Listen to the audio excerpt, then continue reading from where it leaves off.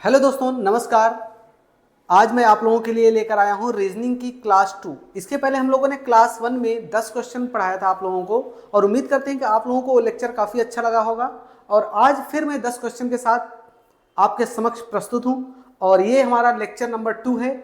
और मैं ऐसे ही 10-10 क्वेश्चन की सीरीज कंटिन्यू रखूँगा, जिससे कि आप लोगों की रीजनिंग पूरी की पूरी कंप्लीट हो जाए। तो दोस्तों, ये उन सभी दोस्तों के लिए ये रीजनिंग का जो मैं पार्ट लेके चल रहा हूँ है, जो एसएससी की तैयारी कर रहे हैं या रेलवे टेक्नीशियन या एएलपी की तैयारी कर रहे हैं, उनके लिए है खास करके। अब मैं ज़्यादा देर न करते हुए मैं लेक्चर को कंटिन्यू कर रहा हूँ, और उम्मीद करता हूँ कि आप लोगों को ये लेक्चर जरूर समझ में आएगा। स्टार्ट करते हैं। आज का अपना पहला क्वेश्चन देखते हैं कि पहला क्वेश्चन हमने क्या लिया है। ठीक है, पहला क्वेश्चन देखिए, यहां पर आपके सामने है दोस्तों। कह रहा है कि दिए गए विकल्पों में से संबंधित शब्द या अक्षरों या संख्या को चुनिए। जैसे इसमें बोला गया दोस्तों कि अगर उद्देशिका का संबंध संविधान से है, तो बाकी सब में से किसका संबंध किससे है, कौन सा करेक्ट है। देखिए दोस्तों, मैं आपको बताऊं, जैसे आपने देखा होगा कि संविधान में उद्देशिका पहले होता है, ऐसे ही आपको इसमें मैच कराना है कि कौन सी चीज पहले होती है। तो ये आप इस बात समझिए कि शब्दकोश में शब्द पहले नहीं होते हैं, स्पष्टीकरण कविता में नहीं होता है, विषय वस्तु का नहीं होता। जैसे आप लोगों ने देखा होगा कि जो पुस्तक है, पुस्तक में प्रस्तावना पहले होती है। तो इसलिए आपका ऑप्शन कौन सा सही हुआ दोस्तों, चौथा ऑप्शन करेक्ट हो गया। तो आप स्क्रीनशॉट ले सकते हैं। चलिए नेक्स्ट क्वेश्चन की तरफ चलते हैं। अगला क्वेश्चन यहां पर दिया गया दोस्तों कि दिए गए चित्रों में से कौन सा संबंध सही है। देखिए, ये आपके पास चित्र दिए गए हैं, और यहां पर आपको तीन चीजें दे रखी हैं। एक तो तोता दे रखा है, एक पक्षी दे रखा है, एक चमगादड़ दे रखा है। जैसा कि सभी दोस्त जानते हैं कि जो पक्षी है, पक्षी, तोता पक्षी की श्रेणी में आता है, यानी ये दोनों एक सर्किल में होने चाहिए। तो आप देख रहे होंगे कि एक सर्किल में यहाँ पर तो चीजें हैं, लेकिन चमगादड़ जो है पक्षी में नहीं आता है दोस्तों। ये स्तनपायी होता है। क्या होता है? स्तनपायी होता है। इसलिए हम क्या बोलेंगे, ये अलग होगा। तो अलग होने का मतलब क्या है कि यहाँ देख रहे हैं कि पहला एक ही मिक्स है, दूसरा भी मिक्स है, चौथा भी मिक्स है, यानी कि ये तो हो नहीं सकता। बचेगा कौन? तीसरा। क्यों? क्योंकि देखिए, जो पक्षी है ये पक्षी हो गया, सॉरी ये तोता हो गया, और तोता जो है किसकी श्रेणी में आ रहा? पक्षी की श्रेणी में। और स्तनपायी को हमने क्या कर दिया? अलग रख दिया दोस्तों। तो हमारा कौन सा ऑप्शन करेक्ट हो गया? तीसरा ऑप्शन करेक्ट हो गया। आप स्क्रीनशॉट ले सकते हैं। चलिए नेक्स्ट क्वेश्चन देखिए, ज्यादा टाइम आपको नहीं लगेगा क्वेश्चन सॉल्व करने में। अब जैसे अगला क्वेश्चन है, किसमें करें संबंधित शब्द अक्षरों को चुनिए। अब जैसे 85 है, 85 का संबंध 142 के साथ अगर है, तो 139 का संबंध किसके साथ होगा? तो सभी दोस्तों को पता होना चाहिए। जैसे इसको सॉल्व करने का तरीका मैं आपको बता रहा हूँ। जैसे 85 है, 85 में से अगर आप एक माइनस करेंगे दोस्तों, तो कितना आएगा? ये आएगा आपका 84, और 84 को 2 से भाग दे दीजिए तो आपका आएगा 42। मतलब कि 85 का संबंध 42 से कुछ इस प्रकार है। अगर इस प्रकार है दोस्तों, तो एक बात बताइए, 139 का संबंध भी कुछ ऐसा ही होना चाहिए। यानी 139 में से एक माइनस कर देंगे तो 138 आएगा, और 138 को 2 से भाग दे देंगे तो आपका 69 आएगा दोस्तों। यानी कि 139 का संबंध किससे होगा? 69 से हो जाएगा। आपका ये भी ऑप्शन क्या हो गया? सही हो गया। चलिए आगे चलते हैं नेक्स्ट क्वेश्चन की तरफ। देखिए, मैं आपका ज़्यादा टाइम वेस्ट नहीं करने वाला हूँ। कम टाइम में मैं ज़्यादा से ज़्यादा क्वेश्चन कराने की कोशिश करूंगा, ताकि आप जल्दी जल्दी इसको प्रैक्टिस कर लें। देखिए, इस क्वेश्चन में दिए गए संबंध विकल्पों में से विषम शब्द को, मतलब विषम चीज़ों को पहचानना है। विषम का मतलब क्या है? जो सबसे अलग हो। अगर मैं बोलूँ दोस्तों कि जैसे आपको रेखा गणित दिख रहा है, त्रिकोणमिति दिख रहा है, और बीजगणित, ये सभी गणित के ही पार्ट है। तो यानी गणित अलग हो गया, गणित सबसे क्या हो गया? अलग हो गया। इसलिए क्योंकि ये तीनों चीजें इसी के अंदर में आ जाएंगी, तो ये डिफरेंट हो गया आपका। तो यानी ऑप्शन कौन सा सही हो गया? चौथा। अगला क्वेश्चन यहाँ दोस्तों देखिएगा, ध्यान से कर रहे हैं, चित्र को पूरा कर रहे हैं कि कौन सा चित्र, यानी जैसे ये चित्र बने हुए हैं यहाँ पर, इन चारों में से कौन सा चित्र इसको पूरा कर रहा है। देखिए ध्यान समझिएगा। पहली चित्र मैं आपको बताऊं दोस्तों, जैसे मैंने पहला उठाया था, अगर मैं बोलूं कि यहाँ देखिए, यहाँ पर लेफ्ट साइड में ये शेडेड पोर्शन है, यहाँ पर भी लेफ्ट साइड में शेडेड पोर्शन है, यहाँ पर भी लेफ्ट साइड में, यानी कि पहले वाले पार्ट में तो ये तो सही मिला हमको। जब इधर आएंगे देखिए, ये डाउनवर्ड वाले पार्ट में शेडेड है, इधर भी डाउनवर्ड वाले पार्ट में शेडेड है, इधर भी डाउनवर्ड वाले पार्ट में, कोई दिक्कत नहीं है। इसमें देखिए राइटवर्ड पार्ट में शेडेड है, ये भी राइटवर्ड पार्ट में शेडेड है, ये भी राइटवर्ड पार्ट में शेडेड है, इसमें भी कोई फर्क नहीं आया। इसमें देखेंगे अपवर्ड पार्ट में, ये भी अपवर्ड पार्ट में, ये भी क्लियर है। और एक चीज देखिए, जो लाइनिंग है, हर एक में लाइनिंग दोस्तों, लाइनिंग सब में बनी हुई है। यानी कि अगर ऐसा ही चित्र सब में, तीनों में एक जैसा है, ऐसा ही चित्र आपको यहाँ पर देखने को मिलेगा।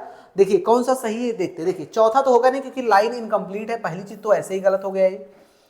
तीसरे में लाइन तो कंप्लीट है, लेकिन देखिए आपको लेफ्ट साइड में ऊपर वाला जो ये वाला पोर्शन आपको लेफ्ट साइड में शेडेड चाहिए, यहाँ राइट वाला है, यानी ये भी आपका ऑप्शन गलत हो गया। पहला वाले देखेंगे, पहले वाले में यहाँ देखिए लाइन नहीं बनी हुई है, इसकी वजह से क्या हो गया, गलत हो गया। तो यानी आपका ऑप्शन कौन सा सही हो जाएगा दोस्तों, दूसरा। देख लीजिए, मिला लीजिए, आपकी लाइन चारों ये बनी हुई है, पहली चीज। इधर देखिए लेफ्ट में होना चाहिए था, फिर डाउन में होना चाहिए था, फिर राइट में होना चाहिए था, फिर अपवर्ड में होना चाहिए था। तो यानी आपका ऑप्शन कौन सा करेक्ट हो गया दोस्तों, दूसरा आपका ऑप्शन करेक्ट हो गया है। चलिए नेक्स्ट क्वेश्चन की तरफ। अगला क्वेश्चन आपके सामने कुछ ये दिया गया है, कह रहे हैं कि विषम शब्द को पहचानना है। देखिए विषम शब्द का मतलब क्या है, अगर मैं कहूं कि जैसे 64 है, 125 है, 225 है और 216 है, इसका संबंध कैसे होगा, इसको समझने के लिए आप समझिए। अगर मैं कहूं 4 का क्यूब 64 होता है, लेकिन 8 का स्क्वायर भी 64 होता है, क्या इसमें क्यूब का केस लग रहा है। देखिए 5 का क्यूब तो होता है 125, लेकिन स्क्वायर का केस नहीं बन रहा है, मतलब हमको क्यूब का केस लेके चलना पड़ेगा।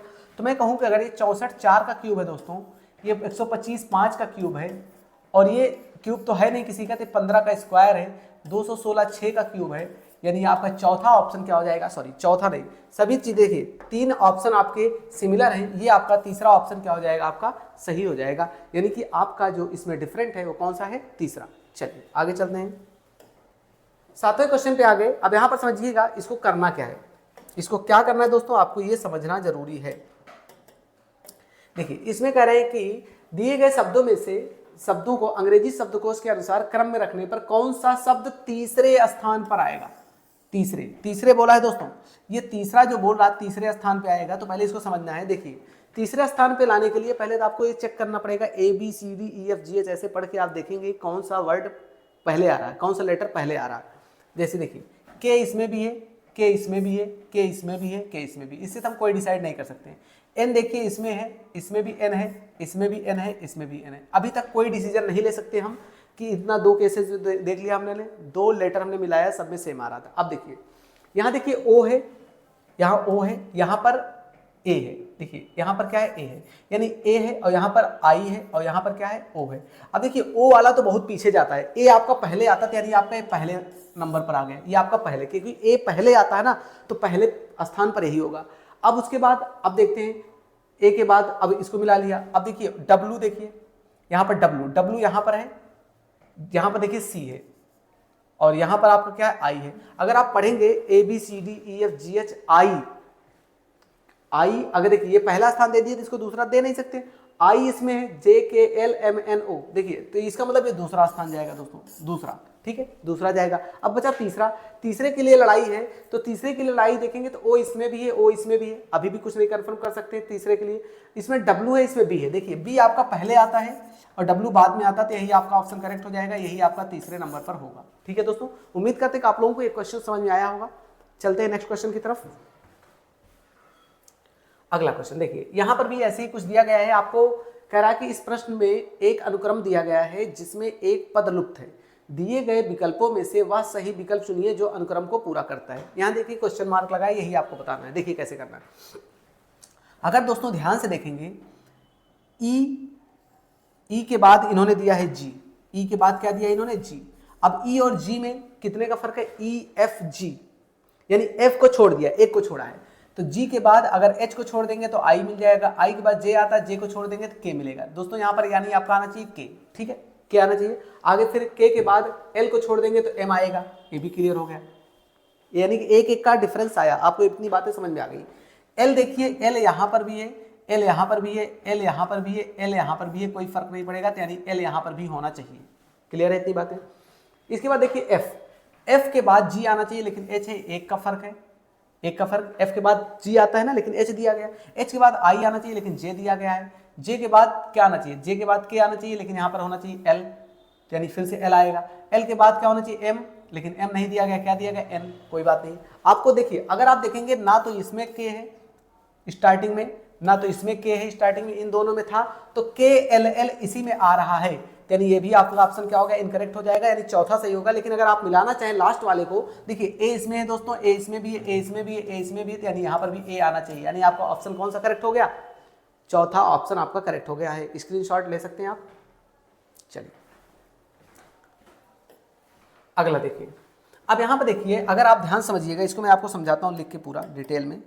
यहाँ पर दिया गया कि EFG का जो संबंध है वो VUT के साथ है, VUT के साथ। तो KLM का संबंध क्या होगा, KLM का संबंध क्या होगा दोस्तों, देखिए मैं आपको बताता हूँ। अगर आप देखेंगे स्टार्टिंग पे 5वें नंबर का आता है, देखिए आपको एक चेक करना है, ABCD लिख के चेक करेंगे तो आपको पता चल जाएगा। स्टार्टिंग में 5वें नंबर पर आता है, लास्ट में 5वें नंबर पर आता है। ये स्टार्टिंग में 6ठे नंबर पर आता है, लास्ट में 6ठे नंबर पर आता है। ये स्टार्टिंग में 7वें नंबर पर आता है, लास्ट में 7वें नंबर पर आता है। भैया ये तो सिंपल क्वेश्चन, ऐसे तो कर ही सकते हैं। ऐसे जब आप इसको चेक करेंगे तो K का संबंध इसी जैसा कुछ बनेगा, तो K का संबंध P के साथ आएगा और L का संबंध O के साथ आएगा और M का संबंध N के साथ आएगा, N के साथ आएगा। यानी कि आपका ऑप्शन कौन सा करेक्ट हो गया दोस्तों? दूसरा ऑप्शन आपका इसमें भी करेक्ट हो गया है। ठीक है, उम्मीद करते हैं कि आप लोगों को ये क्वेश्चन अच्छे से समझ में आ रहे होंगे। और अगर आप इस क्वेश्चन को प्रैक्टिस कर रहे हैं कंटिन्यू, आप कमेंट करिए कि आपको अगली वीडियो किस टाइप की चाहिए, तो आपको जरूर मिलेगा। चलते हैं आगे नेक्स्ट क्वेश्चन की तरफ। देखिए अब यहाँ पर देखिए ऐसे क्वेश्चन, यहाँ पर भी अच्छा क्वेश्चन है, आप इसको समझिएगा। दिए गए विकल्पों में से विषम शब्द पहचाना। देखिए अगर मैं बोलूं दोस्तों कि बी है, बी के बाद सी आना चाहिए, यानी एक का फर्क है, तो डी आया। डी के बाद अब देखिए डी के बाद क्या आता है? ई एफ, तब जी आता है, यानी 2 का फर्क हो गया। जी के बाद HIJ नहीं लिखा, के दिखा गया, मतलब 3 का फर्क हो गया। आप देख रहे हैं कि पहले और दूसरे के बीच में 1 का फर्क है, दूसरे और तीसरे के बीच में 2 का फर्क है, तीसरे और चौथे के बीच में 3 का फर्क है। ऐसे यहाँ पर चेक करते हैं। जे के बाद क्या आता है? जे के आता है, यानी +1 का फर्क है। एल के बाद आता है MN, MN नहीं यानी +2 का फर्क है। फिर O आया, O के बाद MNO के बाद PQR नहीं है, यानी S आया, यानी +3 का। देखिए दोस्तों आपका पहला और दूसरा तो अभी सेम मिल रहे हैं, विषम का मतलब है जो अलग हो सबसे। इसमें भी चेक करते हैं। NMNO, ये देखिए N के बाद O आना चाहिए, लेकिन यहाँ पर P है, 1 का फर्क है। P के बाद QR आना चाहिए, लेकिन S दिया गया, यानी +2 का। S के बाद TUV, यानी +3 का। यानी दोस्तों यहाँ पर आपने देखा कि इन तीनों में सिमिलर प्रोसेस लग रहे हैं, तो चौथा आपका सही हो जाएगा, चेक भी कर सकते हैं आप। देखिए M के बाद क्या आता है? N, लेकिन O दिया गया +1 का।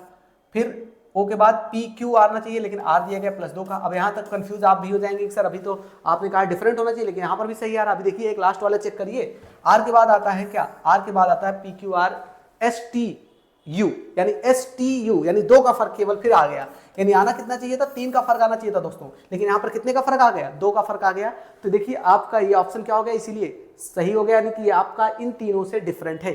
उम्मीद करते हैं दोस्तों आप लोगों को ये लेक्चर अच्छे से समझ में आया होगा। और ये 10 क्वेश्चन की हमारी सीरीज है, आप लोग क्वेश्चन को अच्छे से अच्छे प्रैक्टिस करिए। और फिर मैं अगले लेक्चर में आपको 10 क्वेश्चन के साथ फिर से मुलाकात करूंगा आपसे। तब तक के लिए नमस्कार, जय हिंद।